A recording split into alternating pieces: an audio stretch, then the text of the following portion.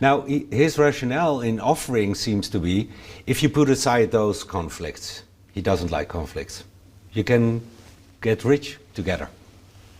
To what extent does the situation on the border with Pakistan, but also with China, hold you back economically? Well, it's a very interesting question which you are asking me as a European.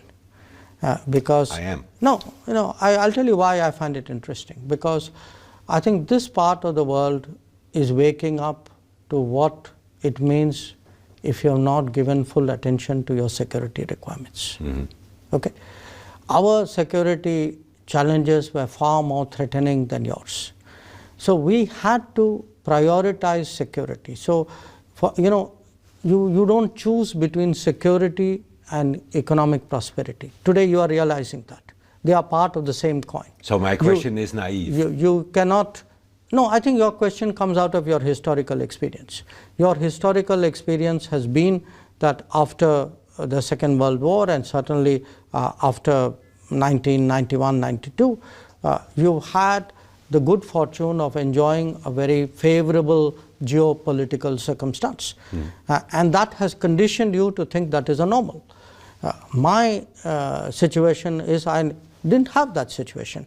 I've had difficult neighbors, Pakistan and China especially. I've had a continuing problem of terrorism from Pakistan. So I've always had to deal with a degree of realism with a very harsh world, very nasty world, which I think Europeans were insulated from. Mm-hmm. So I'm not accusing you of naivety. I'm just saying that your situation was different from mine, but you are today going through a reality check in your own way. Mm-hmm. I've grown up with that reality over almost 8 decades. So for me, it's not a choice between, if you are dealing with your security, does it come at the cost of your progress? I mean, defending your country and your territory is the first duty of any government, any people. Yeah. So I think that will obviously get priority. Yeah. But we are confident. Look, at the end of the day, growth comes from strong fundamentals. Fine. I mean, we've had whatever we've had, the conflict over the last few weeks. Mm-hmm.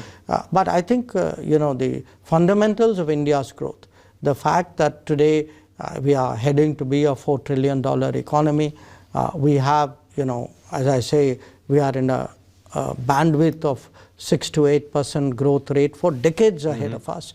We have very sound demographics in our favor. We are today actually